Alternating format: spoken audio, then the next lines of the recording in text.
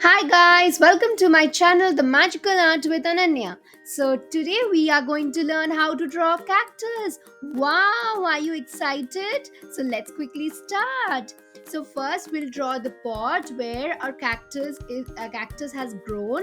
So we'll write one C, one inverted C, two straight lines, then two inverted lines. Pot is ready. We made a design. See here, I will draw three cactus, but you can draw multiple of them.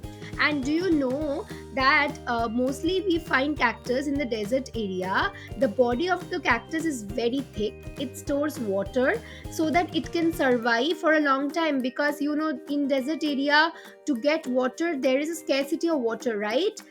Getting water everywhere is very hard. So the cactus body is thick and it has spines also. So we are drawing spines, see inverted lines or straight lines, anything you can draw. So all inside this, the cactus stores water to live for a long time. See, I have colored with this color. You can color with your favorite color.